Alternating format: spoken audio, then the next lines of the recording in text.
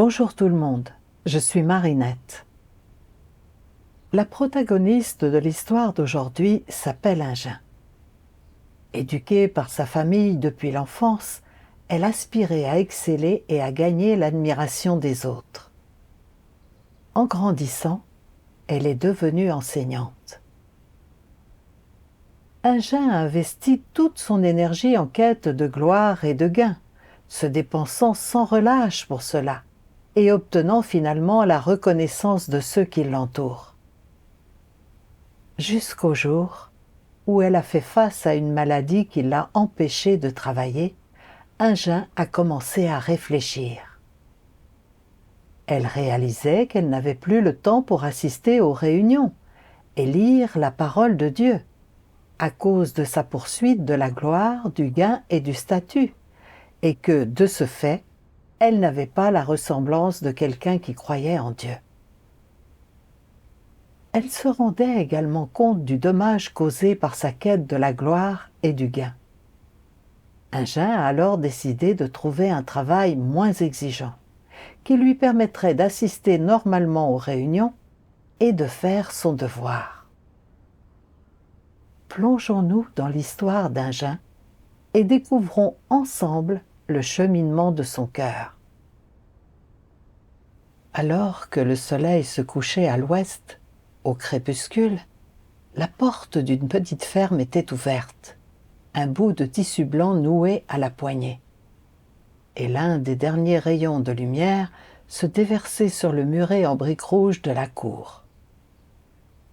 Un cercueil se tenait dans l'entrée. Devant ce cercueil était agenouillée une fille de 7 ans, un garçon de 9 ans, ainsi qu'une femme dans la trentaine, une villageoise. « Maman, nous avons eu un incident dans la famille. Pourquoi est-ce qu'aucun de nos proches n'est venu nous aider ?» La douce voix de la jeune fille a brisé le silence qui régnait dans la maison. « Maintenant que votre père est parti, il ne restera plus que nous, mère et enfant, pour compter les uns sur les autres. À cause de la maladie de votre père, nous n'avons plus un sou. Nos proches méprisent notre pauvreté. Ils nous prennent de haut. À partir de maintenant, vous devez travailler dur tous les deux. Ne laissez pas les gens vous mépriser. J'espère que vous pourrez tous deux avoir un avenir radieux et que vous vous ferez un nom et changerez notre destin. » La mère a essuyé ses larmes, les yeux emplis de détermination. Et elle a parlé d'une voix sérieuse, alors qu'elle regardait les 2 jeunes enfants. Cette fille de 7 ans était Ingin. Cette scène de son enfance était profondément gravée dans son cœur. Dès son plus jeune âge, Ingin savait qu'elle devait faire preuve de diligence. Viser l'excellence et gagner l'admiration d'autrui était son but dans la vie. Ingin travaillait particulièrement dur à l'école, car elle croyait que seules des études assidues pourraient lui garantir un avenir prometteur. À l'école primaire, Ingin figurait toujours parmi les 3 meilleurs élèves de sa classe. À l'âge de 13 ans, Ingin entrait tout juste au lycée lorsqu'un voisin a partagé l'évangile de Dieu Tout-Puissant dans les derniers jours avec sa mère. Ce jour-là, Ingin a accompagné sa mère pour regarder une vidéo sur la première création de Dieu. Depuis ce jour, Ingin a su que les êtres humains ont été créés par Dieu et qu'il y avait un souverain dans les cieux et sur la terre, et parmi toutes choses, guidant et prenant soin de l'humanité tout entière. Ingin a ressenti une chaleur la traverser. Dieu était si bon. À 15 ans, Ingin a dû abandonner ses études pour travailler car elle manquait d'argent. Malgré le fait qu'Ingin savait qu'il était bien de croire en Dieu, elle sentait qu'elle était encore jeune et que son avenir était devant elle. Elle ne voulait pas d'une vie ordinaire sans le moindre accomplissement. Qui la respecterait alors? Ainsi, elle a décidé de travailler dur et de gagner de l'argent tout en trouvant un travail décent et respectable. Tant qu'elle pourrait subvenir à ses besoins, elle pourrait vivre glorieusement aux yeux des autres et personne ne la regarderait plus de haut. L'esprit d'Agen fourmillait d'idées quant à comment devenir rapidement quelqu'un. Par conséquent, elle ne pouvait que rarement assister aux réunions durant son temps libre. Un soir, quand Agen avait 17 ans, la chaleur persistante dans l'air ne s'était pas encore dissipée. Clic! Bang!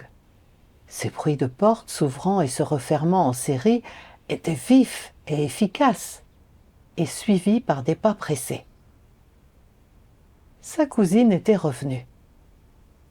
« Qu'est-ce qui ne va pas? Y a-t-il une urgence ?» a demandé Agen. « J'ai de bonnes nouvelles pour toi. Notre école recherche activement des enseignants. J'ai parlé de toi au directeur. Si tu parviens à décrocher le poste, tu auras un emploi prestigieux et un bon salaire. » Agen a été immédiatement frappé d'enthousiasme en entendant cette nouvelle. Depuis son plus jeune âge, elle avait espéré exceller et devenir quelqu'un un jour. Et maintenant s'offrait à elle une formidable opportunité: devenir enseignante, profession qui était considérée comme respectable. Elle savait qu'il fallait un diplôme universitaire pour travailler dans les écoles, 2 années d'études à minima. Sans l'aide de sa cousine, comment aurait-elle pu avoir la chance de travailler dans une école? Plus tard, elle pourrait passer un examen afin d'obtenir les qualifications nécessaires pour exercer officiellement en tant qu'enseignante.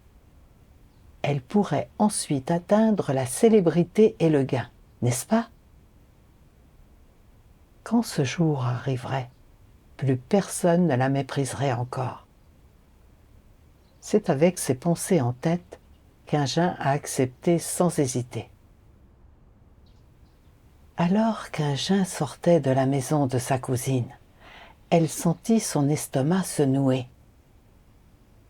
Si elle travaille plus tard dans une école privée, elle n'aura qu'un jour de repos toutes les 2 semaines et n'aura absolument pas le temps d'assister aux réunions. L'œuvre de Dieu se terminera bientôt. Si son travail avait un impact sur sa présence aux réunions, cela causerait du tort à sa vie.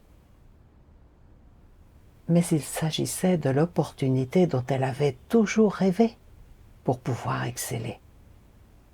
Agen ne voulait pas la laisser passer. Après mûre réflexion, Agen choisit tout de même le poste. Elle s'est consolée en se disant que tant qu'elle lirait davantage les paroles de Dieu et qu'elle assisterait aux réunions pendant ses jours de repos, tout irait bien. Tout cela n'aurait pas un trop grand impact. Tandis que les vacances d'été arrivaient à leur fin, Agen a décroché le poste et est devenue enseignante dans une école primaire, comme elle l'avait souhaité. Agen avait enfin trouvé un moyen de réaliser ses rêves et était très enthousiaste, se donnant à 110% dans ce travail. Au début de l'automne, l'école a accueilli un nouveau groupe d'élèves et l'école était emplie de conversations animées et de rires. Agen fronçait les sourcils alors qu'elle marchait d'un bon pas vers le bâtiment où se tenaient les cours, une pile de cahiers d'exercices dans les mains. Elle se disait: la compétition entre les classes est particulièrement féroce dans cette école. Les résultats des classes de tous les enseignants deviennent les principaux sujets de discussion parmi les dirigeants et la direction. Je n'ai jamais enseigné. Quand je suis arrivée à l'école, Les classes auxquelles j'ai enseigné ont eu les pires notes de toute la promotion.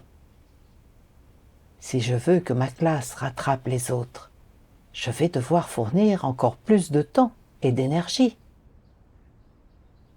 Ingin s'est décidé. Je dois améliorer leurs résultats et devenir une excellente enseignante, qui sera louée par les parents d'élèves. Ingin n'a pas pu s'empêcher de prendre une profonde inspiration en y pensant. La pression était immense. Par la suite, Ingin faisait preuve de beaucoup d'énergie, n'osant pas se détendre un seul instant. Faire des heures supplémentaires et se coucher tard dans la nuit sont devenus des habitudes, afin de corriger les devoirs et d'offrir des cours du soir aux élèves en difficulté, pour qu'ils obtiennent de meilleurs résultats. Plusieurs mois plus tard, les classes d'Ingin ont quitté la dernière place pour atteindre la première et la deuxième.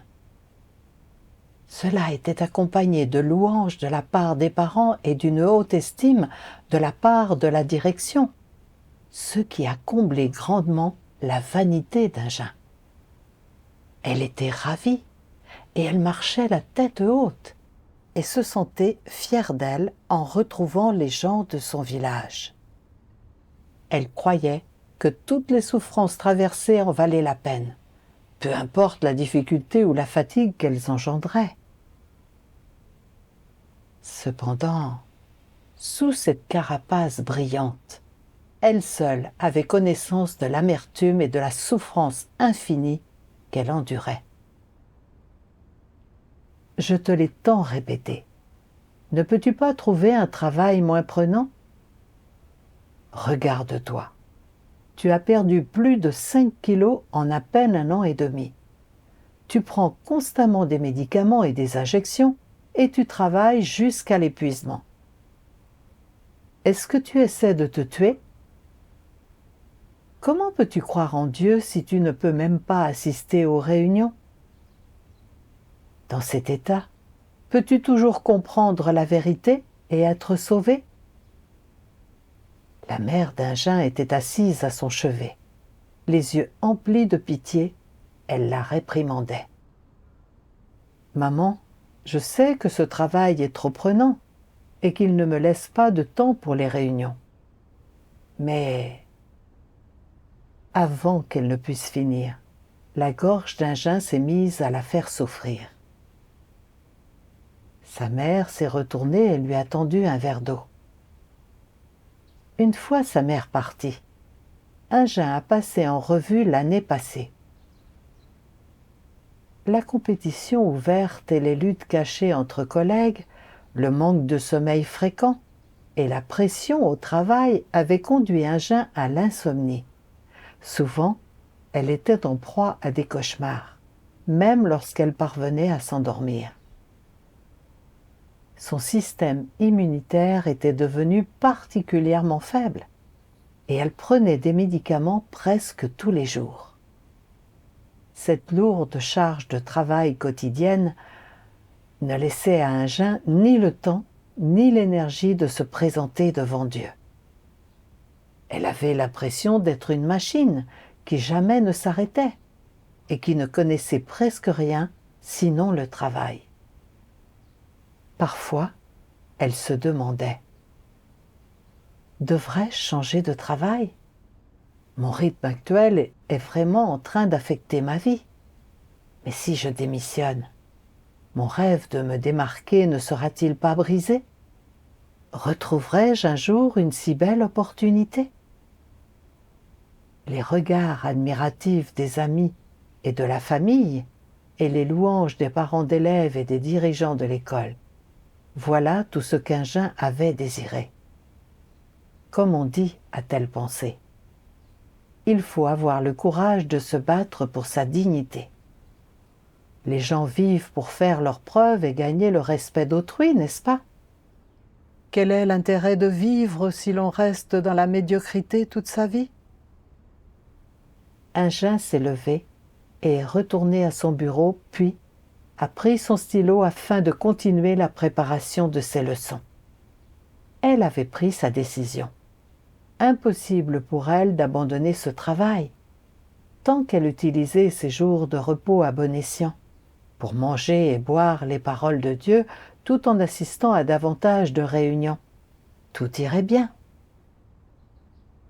Durant le festival du printemps de 2011, alors qu'elle nettoyait la maison avec sa mère, un chien s'est trouvé subitement incapable de lever le bras droit et n'a pas osé baisser la tête.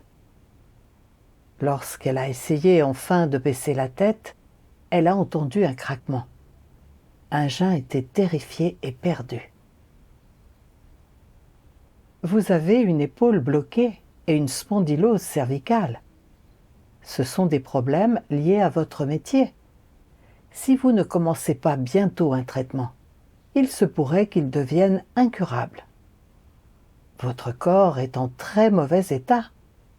Vous devez commencer le traitement immédiatement, a conseillé solennellement le docteur à Ingin dans la salle d'examen. Après avoir entendu les paroles du docteur, Ingin s'est senti particulièrement effrayé. Je n'ai que 19 ans. Ma vie a à peine commencé et j'ai encore beaucoup de rêves à réaliser. Si l'état de mon épaule et de mes cervicales se détériore, comment arriverai-je à m'en sortir? Serai-je toujours en mesure de me rendre en classe et de travailler normalement? Le simple fait d'imaginer que son rêve de gloire pourrait être brisé faisait Ingin se sentir particulièrement réticente, et elle ne pouvait s'empêcher de se plaindre. Pourquoi ma vie est-elle aussi emplie d'amertume? Pourquoi ne puis-je pas réaliser mes souhaits? Suis-je destinée à être méprisée toute ma vie? Elle ne pouvait s'empêcher de pleurer. Le ciel était gris, comme si la neige n'allait pas tarder à tomber. Le vent froid sifflait et faisait trembler les gens, comme s'ils étaient tombés dans un caveau à glace. Ingin s'est roulé en boule sur son lit, le visage empli de frustration. Elle avait l'impression de n'avoir aucun avenir et manquait d'enthousiasme dans tout ce qu'elle faisait. Dans sa souffrance, elle ne pouvait que se présenter devant Dieu dans la prière. Mon Dieu, j'ai soudainement été frappée par une si grave maladie et j'ai peur. Je ne sais pas quoi faire. Cette année, j'ai passé mon temps à travailler et je n'ai pas beaucoup assisté aux réunions. Je sais que ce n'est pas conforme à ton intention, mais je suis incapable d'abandonner mon travail. J'ai l'impression que ma vie n'est qu'amertume et je ne sais pas pourquoi tout ça m'est arrivé. Puisses-tu m'éclairer et me permettre de sortir de cette souffrance? Cette période était celle des vacances d'hiver, et Ingin a passé son temps aux réunions ou chez elle pour lire les paroles de Dieu. Elle aimait particulièrement regarder des films et des vidéos évangéliques. Lorsqu'elle a vu que durant l'ère de la grâce, de nombreux missionnaires avaient voyagé aux 4 coins de la Chine, en renonçant à leur famille et à leur mariage, et en endurant toutes sortes de persécutions, tout en continuant à diffuser l'Évangile sans relâche et à se dépenser volontairement pour le Seigneur, sans jamais regretter leur choix. Ingin s'est sentie profondément inspirée.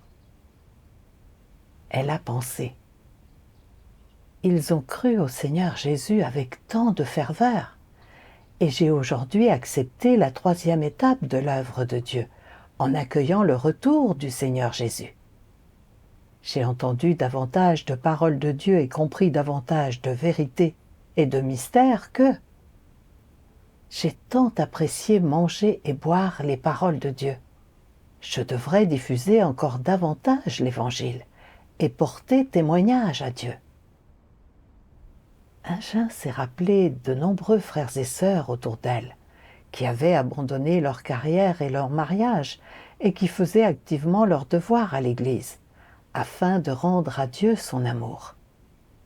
Elle croyait en Dieu depuis plusieurs années maintenant, tout en jouissant de sa grâce. Mais au lieu de faire ses devoirs, elle ne pouvait même pas assister régulièrement aux réunions. Elle se demandait si elle croyait vraiment en Dieu. En repensant aux sœurs avec lesquelles elle s'était réunie et qui faisaient désormais leurs devoirs à l'Église, tandis qu'elle-même avait poursuivi la richesse, la gloire et le gain, Ingin s'est demandé: pourquoi ne puis-je m'arrêter de poursuivre la richesse, la gloire et le gain? Un jour, Ingin a lu un passage des paroles de Dieu. Le destin de l'homme est entre les mains de Dieu. Tu es incapable de te contrôler. Quoi qu'il soit toujours en train de courir et de s'occuper pour lui-même, l'homme reste incapable de se contrôler. Si tu pouvais connaître tes propres perspectives, si tu pouvais contrôler ton propre destin, serais-tu toujours un être créé? Bref, quelle que soit la façon dont Dieu œuvre, toute son œuvre vise le bien de l'homme. Prends par exemple les cieux et la terre, et toutes les choses que Dieu a créées pour servir l'homme, la lune, le soleil et les étoiles qu'il a créées pour l'homme, les animaux et les plantes, le printemps, l'été, l'automne et l'hiver, etc. Tout est fait pour rendre l'existence de l'homme agréable. Et donc, indépendamment de la façon dont Dieu châtie et juge l'homme, tout cela, c'est pour le salut de l'homme. Même s'il débarrasse l'homme de ses espoirs charnels, c'est dans le but de le purifier. Et la purification de l'homme est réalisée afin qu'il puisse survivre. La destination de l'homme est entre les mains du Créateur. Alors comment l'homme pourrait-il se contrôler? Ingin a compris que le destin de l'homme était entre les mains de Dieu et qu'il n'était pas sujet à ses propres désirs. Elle a réalisé qu'elle n'était qu'un être créé insignifiant et qu'elle n'avait aucun contrôle sur ce qui lui arriverait dans la vie. Cependant, elle avait toujours voulu faire les choses à sa façon et ne s'était pas soumise à la souveraineté de Dieu et à ses arrangements. Elle pensait que sa vie était emplie d'amertume car elle était tombée malade et qu'elle ne pouvait plus travailler ou se démarquer. Mais n'était-ce pas se plaindre de Dieu? En passant en revue l'année passée, Ingin a réalisé qu'en raison de toute l'attention qu'elle avait portée à son travail, sa relation avec Dieu s'était détériorée. Sans sa maladie, elle serait restée obnubilée par son travail et par l'argent, et n'aurait eu ni le temps ni l'énergie de se présenter devant Dieu. Désormais, malgré sa souffrance physique, elle pouvait se détendre et passer du temps à lire les paroles de Dieu, ce qui était une bonne chose. Ingin voulait se soumettre et chercher l'intention de Dieu. Alors que le soleil hivernal émergeait, sa chaleur était particulièrement attirante. Les rayons de lumière emplissaient les 4 coins de la cour et baignaient son corps de chaleur.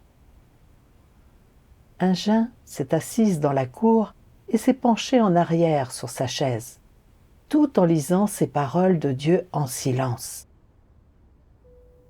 Dieu Tout-Puissant dit: « C'est maintenant le moment où mon esprit accomplit de grandes choses, et le moment où je commence mon œuvre parmi les nations païennes. Surtout, c'est le temps où je classifie tous les êtres créés, les plaçant chacun dans leur catégorie respective, afin que mon œuvre puisse avancer plus rapidement et plus efficacement.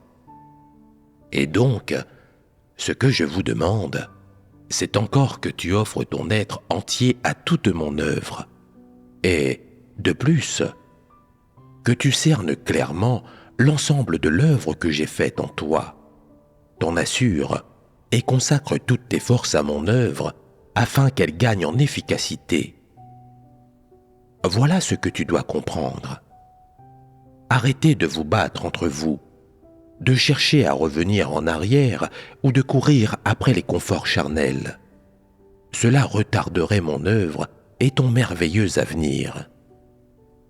Loin de pouvoir te protéger, cela t'apporterait la destruction. Ne serait-ce pas stupide de ta part? Tu jouis aujourd'hui avec avidité de la chose même qui ruine ton avenir, alors que la douleur même que tu endures aujourd'hui est justement ce qui te protège. Tu dois en être pleinement conscient, pour éviter de te laisser séduire par des tentations dont tu auras du mal à te défaire, et de tâtonner dans le brouillard dense sans trouver le soleil. Quand le brouillard dense se dissipera, tu te retrouveras dans le jugement du grand jour. En réfléchissant aux paroles de Dieu, Agen est arrivée graduellement à comprendre que depuis son enfance, elle avait toujours poursuivi l'excellence, car elle voulait changer son destin elle-même. Elle avait toujours eu l'impression que l'on devait devenir quelqu'un et gagner l'admiration d'autrui. Sinon, la vie n'aurait aucun sens. Quel était l'intérêt de vivre si l'on demeurait au bas de l'échelle sociale? Dans sa quête d'excellence et de gloire, Agen avait travaillé dur pour gagner de l'argent et après avoir accepté l'œuvre de Dieu dans les derniers jours, même si elle savait que cette étape de l'œuvre visait la purification et la transformation des gens, qu'il s'agissait de la dernière étape de l'œuvre de Dieu, et que cette étape ne venait qu'une fois dans une vie, et que si elle la ratait, elle perdrait la chance d'être sauvée. Elle s'était pourtant éloignée de Dieu, afin de poursuivre la richesse, la gloire et le gain, et avait placé la valeur de la vie dans la réalisation de ses idéaux et de ses rêves, ainsi que dans la quête de l'excellence. Dans ce but, elle avait travaillé sans relâche, tout en luttant amèrement dans le tourbillon de la gloire, du gain et de la richesse, ce qui l'avait guidée à terme vers la souffrance physique et une profonde douleur. Plus important encore, elle s'était éloignée de Dieu et l'avait trahi afin de se démarquer dans l'intérêt de ses soi-disant perspectives d'avenir, tout en retardant les occasions de se réunir avec les autres et de gagner la vérité. N'étaient-ce pas les paroles de Dieu qui disaient « Tu jouis aujourd'hui avec avidité de la chose même qui ruine ton avenir ?» La quête de la richesse, de la gloire et du gain ne mène pas à de bonnes perspectives d'avenir, mais nous fait en réalité du mal et nous détruit. Agen réalisait que même si sa maladie lui causait de la souffrance, elle l'empêchait également de poursuivre la gloire et le gain. En apparence, cette maladie semblait faire voler ses rêves en éclats, mais sans le montrer, elle la protégeait. À travers cette maladie, Agen était en mesure de se présenter devant Dieu, de réfléchir à son propre chemin et de vraiment réfléchir à la vie qu'elle menait. Qu'est-ce qui était le plus important? Poursuivre la vérité et la vie, ou la gloire et le gain? À cet instant, Agen a eu une prise de conscience en repensant aux paroles dans la Bible. J'ai vu tout ce qui se fait sous le soleil, et voici, tout est vanité et poursuite du vent. Que servirait-il à un homme de gagner tout le monde s'il perdait son âme? Ou que donnerait un homme en échange de son âme? La richesse, la gloire et le gain peuvent nous apporter une joie temporaire et nous donner de l'importance, ainsi que l'estime d'autrui. Mais si cela signifie perdre l'opportunité de gagner la vérité et le salut, c'est comme sacrifier sa propre vie. Quel intérêt y a-t-il là-dedans? Agen a continué à lire un autre passage des paroles de Dieu. Le Tout-Puissant est miséricordieux envers ces personnes qui ont profondément souffert. D'un autre côté, il éprouve de l'aversion pour celles qui n'ont aucune conscience, car il a dû attendre trop longtemps la réponse de l'humanité. Il souhaite chercher ton cœur et ton esprit pour t'apporter de l'eau et de la nourriture, mais aussi t'éveiller, afin que tu ne sois plus assoiffé ni affamé. Quand tu es là, et que tu commences à ressentir quelque peu la sombre désolation de ce monde, ne sois pas perdu, ne pleure pas.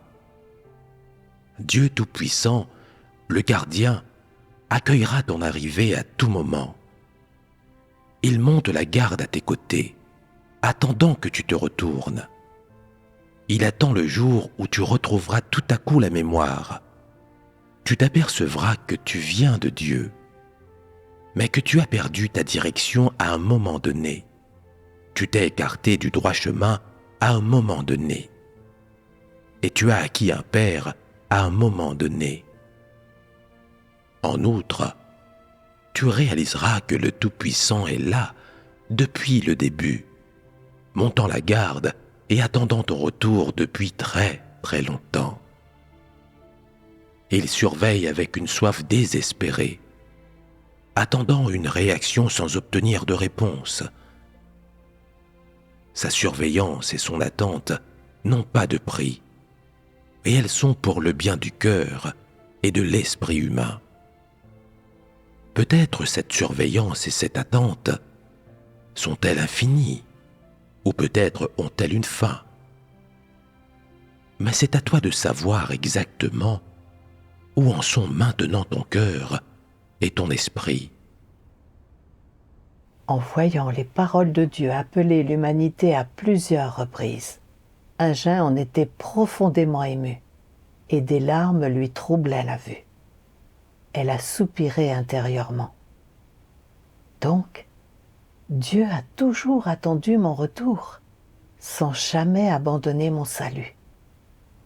Agen a réalisé qu'elle avait entendu la voix de Dieu il y a longtemps et avait lu de nombreuses paroles de Dieu.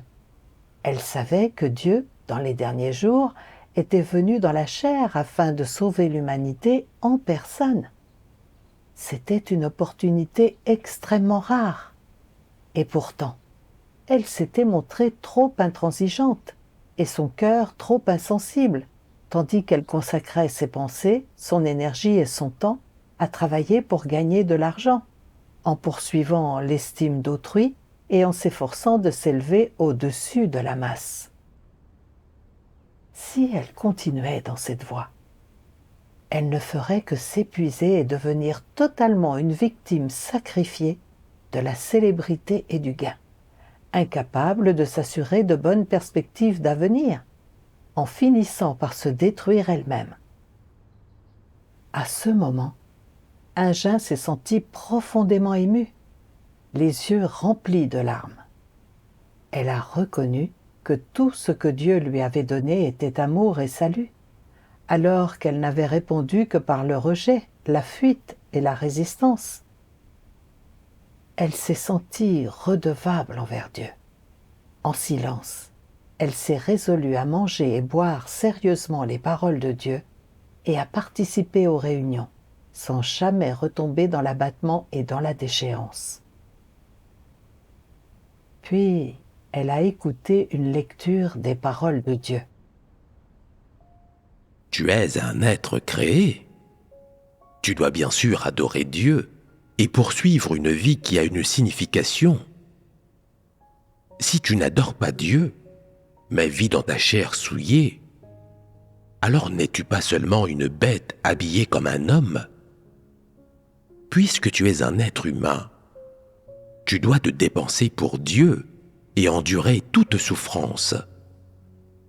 Tu dois accepter avec plaisir et aisance les petites souffrances auxquelles tu es soumis aujourd'hui et vivre une vie significative comme Job et Pierre. Dans ce monde, l'homme porte les vêtements du diable, mange la nourriture du diable, et travaille et sert sous la botte du diable, se faisant complètement piétiner dans la souillure du diable. Si tu ne comprends pas le sens de la vie et n'obtiens pas le vrai chemin, alors quel sens y a-t-il à vivre ainsi? Vous êtes des gens qui poursuivent le bon chemin, ceux qui poursuivent l'amélioration. Vous êtes des gens qui se lèvent dans la nation du grand dragon rouge, ce que Dieu appelle juste. N'est-ce pas là la vie la plus significative? En écoutant les paroles de Dieu, Agen a trouvé le but exact de la vie et s'est sentie particulièrement apaisée et à l'aise. Elle a réfléchi à toutes les années qu'elle avait vécues pour la gloire et le gain, tout en se faisant terriblement souffrir, dans le désir de se démarquer, portant le fardeau du stress, de la douleur et de l'amertume, qui ne l'aurait conduite qu'à la destruction aux côtés de Satan.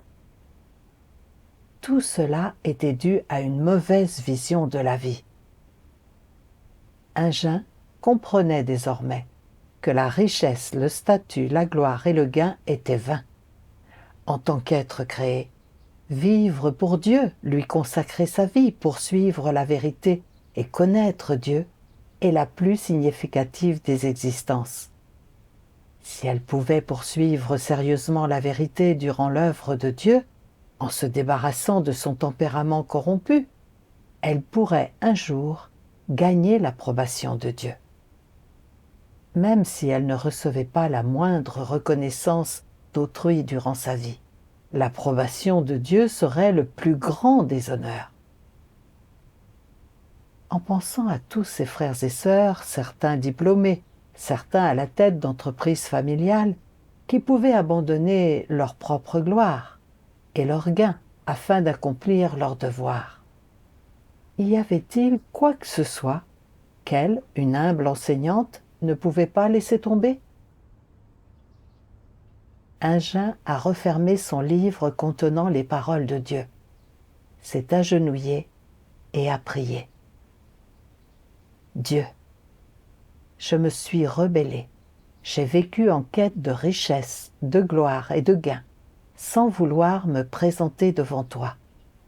Je m'éveille aujourd'hui et réalise que sacrifier ma vie pour la gloire, le gain et la richesse n'en vaut pas la peine. Dieu, je te remercie de n'avoir jamais abandonné mon salut et d'avoir toujours attendu mon retour. Je veux, à partir de maintenant, me consacrer à manger et boire tes paroles, à participer davantage aux réunions et à accomplir mes devoirs. Je ne veux plus être berné et blessé par Satan. Après sa prière, Agen a senti une certaine stabilité dans son cœur. Durant les jours qui ont suivi, elle mangeait et buvait assidûment les paroles de Dieu au quotidien et assistait à davantage de réunions. Peu après le festival du printemps, une camarade de classe avec laquelle elle n'avait pas gardé contact l'a appelée soudainement pour lui proposer un poste au sein du programme de cours particuliers de la ville, où elle ne donnerait des cours à des élèves qu'aux heures des repas. Même si le salaire était moins élevé et même si ce travail n'apportait ni reconnaissance ni admiration, Agen était ravi d'avoir plus de temps pour manger et boire les paroles de Dieu et faire ses devoirs. Un autre dimanche matin, alors qu'Agen rentrait chez elle, tandis que d'autres marchaient rapidement ici et là sur la route, elle a ralenti le pas. Sa tête pensait. Sa cousine l'avait appelée la veille, afin de l'intimer de revenir à l'école. Sa famille lui avait intimé la même chose. Agen a réfléchi. Son état de santé s'était amélioré, et elle était encore jeune. Pourquoi ne pas retenter sa chance? Si elle retournait à l'école, elle regagnerait l'estime et l'admiration d'autrui. Alors que la brise soufflait près d'elle, Ingin se rappelait ses journées emplies d'amertume à l'école. Elle avait enfin réussi à s'en échapper et était en mesure d'assister normalement aux réunions, de manger et de boire les paroles de Dieu et de faire son devoir. Si elle retournait travailler à l'école, n'inviterait-elle pas des difficultés inutiles dans sa vie? En y réfléchissant, Ingin a sorti son téléphone de sa poche et a envoyé un message à sa cousine afin de décliner poliment sa requête. Tutut! Avec un coup de klaxon, une voiture s'est arrêtée devant Ingin. Elle a saisi sa valise et s'est embarquée sur le chemin pour faire ses devoirs. Assise près de la vitre de la voiture, Ingin se remémorait son parcours, d'une personne profondément emmêlée dans l'étoile de l'argent, de la gloire et du gain, à une membre accomplissant ses devoirs dans la maison de Dieu. En effet, chacun de ses pas était mené par Dieu et empli de tant de son amour et de son salut. Sans les paroles de Dieu pour l'éclairer et la guider, elle serait toujours piégée dans le tourbillon de sa quête de gloire, de gain et de statut. En silence, elle remerciait Dieu dans son cœur, en ne voulant que chérir le temps précieux dont elle disposait désormais, afin de poursuivre sérieusement la vérité et de mener à bien ses devoirs, afin de consoler le cœur de Dieu. Maintenant que j'ai terminé de raconter l'expérience de cette sœur, je pense à un passage d'un hymne de la parole de Dieu.